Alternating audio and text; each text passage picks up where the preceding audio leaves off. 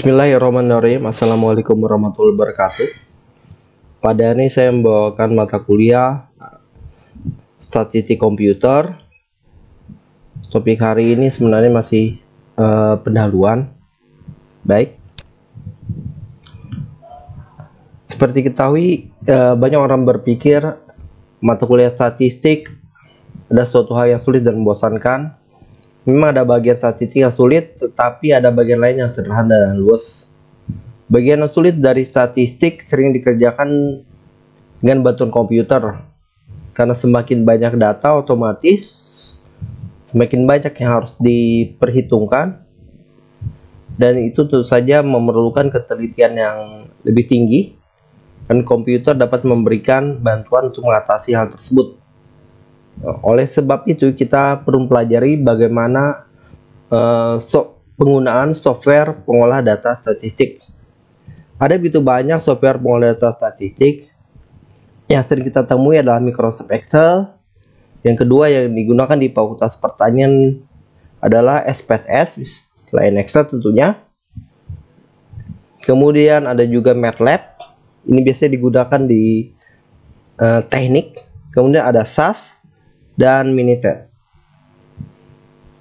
Baik, sebelum kita masuk ke tentang program pengolah data statistik, kita review dulu dasar statistik kita, karena itu akan menjadi dasar ilmu pengetahuan bagi kita. Yang pertama, statistik adalah merupakan suatu cabang ilmu matematika terapan yang terdiri dari metode dan teori mengenai bagaimana cara mengumpulkan data. Maksudnya data di lapangan dikumpulkan atau data di lab. Kemudian bagaimana cara mengukurnya, mengklasifikasikan data tersebut, mengolah dan menganalisisnya. Setelah itu penarikan kesimpulannya dan interpretasi data berdasarkan kumpulan data dan penganalisian yang telah dilakukan. Sedangkan statistik, bukan statistika ya, tapi statistik dapat diartikan sebagai kumpulan data, baik itu berupa bilangan maupun non-bilangan yang disajikan dalam tabel ataupun diagram yang menjelaskan atau menggambarkan suatu persoalan. Selain itu, statistik juga mempunyai pengertian lain. Statistik merupakan suatu ukuran yang diperoleh dari kumpulan data yang menjelaskan mengenai suatu hal. Data yang digunakan untuk menentukan nilai statistik biasanya kita sebut sampel atau wakil populasi. Contoh ukuran-ukuran tersebut adalah rata-rata hitung, median, jangkauan, nilai maksimum, minimum, dan lain-lain. Dalam pengumpulan data dalam statistik, biasanya dilakukan secara sampling, atau disebut juga pengambilan wakil data. Dikarenakan pertimbangan efisiensi, waktu, biaya, dan tenaga. Misalnya di lapangan ada 1000 anggota populasi. Jika kita ingin mengetahui nilai statistiknya, maka diambillah berapa sampel atau cuplikan data atau wakil data di lapangan. Misalnya dari 1000 tadi kita hanya mengambil 100 sampel, dengan harapan sampai yang diambil dapat mewakili keadaan yang sebenarnya dari populasi. Selanjutnya digunakan analisis statistik terhadap data sampel tersebut supaya diperoleh kesimpulan nilai statistik terhadap populasi tersebut benar dengan tingkat kepercayaan yang tinggi. Tingkat kepercayaannya misalnya 95% tingkat kepercayaannya. Artinya dari 100 kali percobaan kemungkinan salahnya hanya 5 kali. Baik, ini adalah gambaran populasi, total populasi yang kita ingin ambil data statistiknya. Untuk mengetahui kondisi populasi ini, kita adakan sampling atau mencuplikan data. Nah, diambillah sampel. Misalnya hanya 10% dari keadaan populasi. Jadi tidak semua data populasi yang kita ambil sampling. Kalau diambil semuanya dari populasi, itu disebut sensus. Itu semuanya. Dan itu tentu saja akan memakan waktu, biaya, tenaga yang besar. Tapi kalau guna sampel, kita bisa menghemat waktu, biaya, dan tenaga. Tapi kita dapat mendekati kondisi populasi yang kita inginkan. hanya dengan mengandalkan pengolahan data terhadap sampel, interpretasi nilai data dari sampel. Oke, jadi populasi ini menunjukkan keseluruhan orang atau objek yang diamati. Sampel sendiri adalah sebagian daripada objek dari populasi yang diamati. Sampel syaratnya adalah harus mewakili populasi. Misalnya, populasi di toko es krim itu ada 31 es krim yang ingin kita uji. Jika kita mencicipi semua es krim di sampel tersebut, itu disebut sensus. Dan tentu perusahaan akan rugi kalau kita mencoba semua es krim yang ada di toko tersebut, baru kita bisa mengatakan enak. Nah, sebab itu diadakanlah sampel. Kita hanya memilih 5 es krim saja untuk cicipi.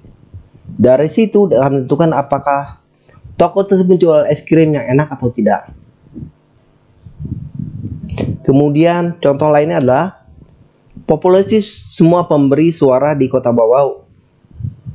Entah ada berapa ribu mungkin. Sampelnya kita hanya 300 orang diwawancara sebagai bagian dari pemberi suara. Kita lihat, oh ternyata sampel lebih suka partai A. Lebih banyak yang menyukai partai A daripada partai B. Nah, contoh lain adalah populasi semua orang di Kota Bawau.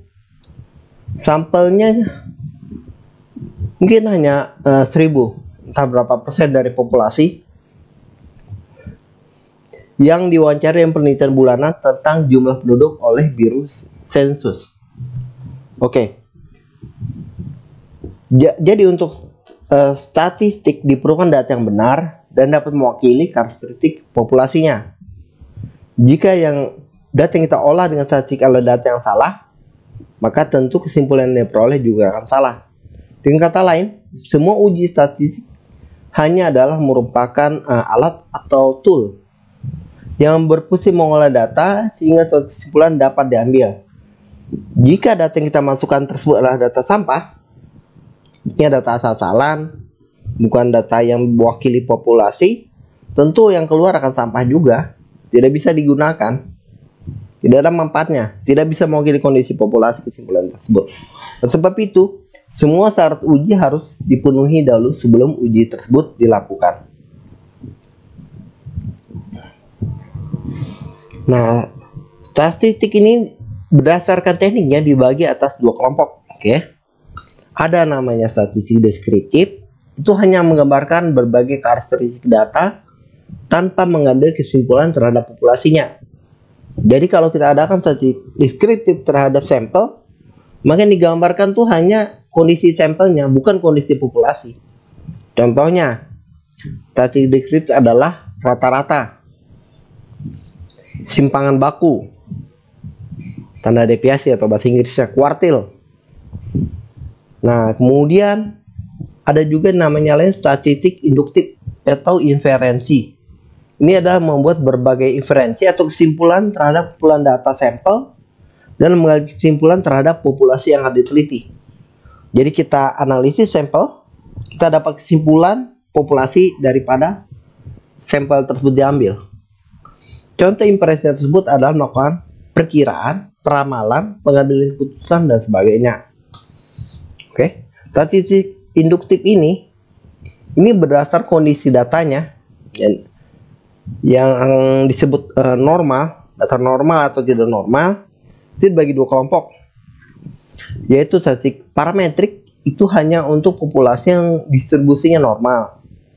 Contoh ujinya adalah tes sedikit ragam atau tes ANOVA, regresi, dan uji T. Ini paling sering kita gunakan di Fakultas Pertanian. Yang B adalah statistik non parametrik.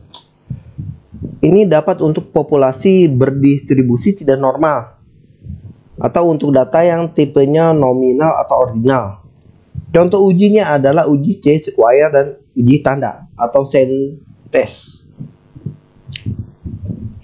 Baik, nah sekarang di mana kalau kondisi statistik dalam metode ilmiah? Kalau kita mau menyusun skripsi, tesis, atau disertasi, seringkali kita menggunakan analisis statistik. Nah, Kalau kita ada meneliti, tentu kita harus ada masalah. Yang diteliti itu apa? Masalahnya nanti dirangkum dalam penyajian masalah. Biasanya di bab 1 itu ada latar belakang, definisi masalah, pembatasan masalah, terus masalah, tujuan dan kegunaan penelitian. Nah, kemudian ada hipotesis atau disebut juga dugaan sementara. Contohnya, obat kinena itu dapat mengobati malaria. Hipotesis alternatif. Kemudian hipotesis nolnya. Jadi hipotesisnya ada dua. Ada alternatif, ada hipotesis nol. Maksud hipotesis nol apa? Hipotesis yang tidak memberikan pengaruh. Tidak ada bedanya antar perlakuan. Itu hipotesis nol. Kemudian alternatif ada perbedaan. Uji statistik ini berfungsi untuk menguji hipotesis. Apa hipotesis alternatif atau HA sering disingkat, atau HI juga kadang, atau hipotesis nol, tidak ada pengaruhnya. Misalnya dua kelompok masyarakat diberikan perlakuan yang berbeda. Ada yang diberikan bantuan pupuk, ada yang tidak diberi bantuan pupuk. Kemudian dilihat kinerjanya, produktivitasnya bagaimana. Nah, diujilah statistik, ternyata si uji yang keluar adalah hipotesis nol. Artinya tidak ada pengaruhnya itu bantuan.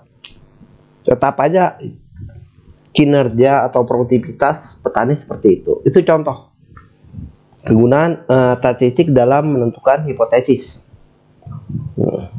Lalu uji statistik ini masuk di mana? Masuknya di metode penelitian. Di sini dituliskan uji statistik digunakan, kemudian variabel yang diamati apa saja,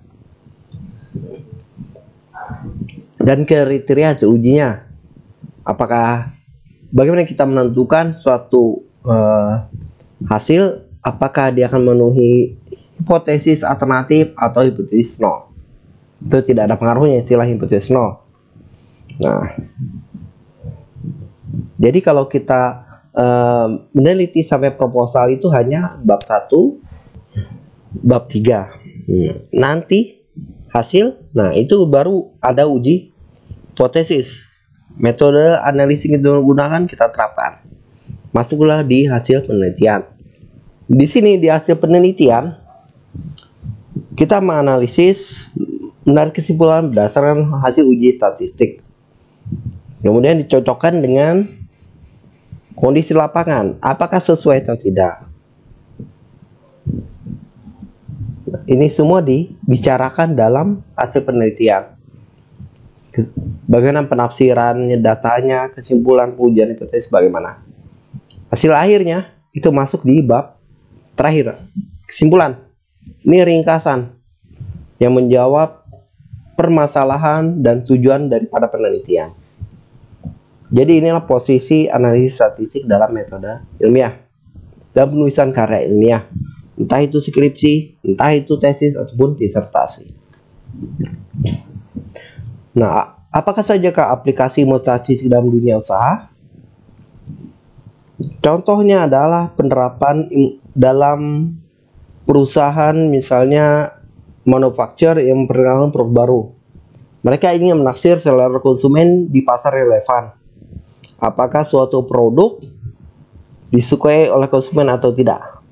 Tidak mungkin mereka akan menanya semua orang, Anda suka atau tidak. Pasti mereka akan mengambil sampling.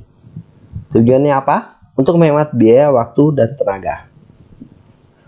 Ini dilakukan biasanya secara random. Jadi biasanya perwakilan masyarakat diambil. Kasih misalnya dari pedagang, pengecer, saya 10-10 atau berapa. Ini gunakan ilmu statistik. Karena besarnya populasi sehingga tidak mungkin dilaksanakan secara sensus, harus secara statistik. Kemudian teknik statistik juga diperlukan untuk menguraikan dampak secara terpisah dari berbagai faktor berbeda. Misalnya permintaan es krim pada semua masyarakat itu dipengaruhi oleh harga es krim, rata-rata jumlah anak-anak pada masa tersebut dan rata-rata temperatur suhu. Jika Anda telah melakukan observasi pada semua faktor tersebut, Anda dapat menggunakan analisis regresi untuk menentukan faktor mana yang paling mempengaruhi. Jadi dari ada harga, ada pendapatan, ada jumlah anak-anak. Yang mana yang paling berpengaruh? Setelah kita dapat yang paling berpengaruh bisa jumlah anak-anak, tentu kita akan menyorot atau menjadikan masyarakat yang memiliki banyak anak-anak sebagai target pemasaran kita. Nah, contoh lainnya seorang akuntan dapat pekerjaan berusaha buku keuangan suatu perusahaan untuk meyakinkan bahwa laporan keuangan itu mencerminkan kondisi keuangan perusahaan tersebut. Akuntan tersebut memerlukan sebuah dokumen asli, slip penjualan, order, pembelian, daftar permintaan. Jika diperiksa satu persatu tentu sangat berat. Oleh sebab itu hanya diambil sampel dari sejumlah dokumen. Kemudian semua obat juga dipasarkan, adakan sampling, atau kiriman barang-barang kita adakan sampling. Kualitas barang bagaimana? Demikianlah materi saya untuk perkuliahan kali ini. Di sini saya mengutip bahwa sungguhnya Allah menciptakan sesuatu itu ada hikmahnya dan tiada yang diciptakan sia-sia. Termasuk ilmu ini juga insya Allah tidak akan sia-sia jika Anda mengetahuinya. Demikian wabillahi taufiq wal hidayah. Wassalamualaikum warahmatullahi wabarakatuh.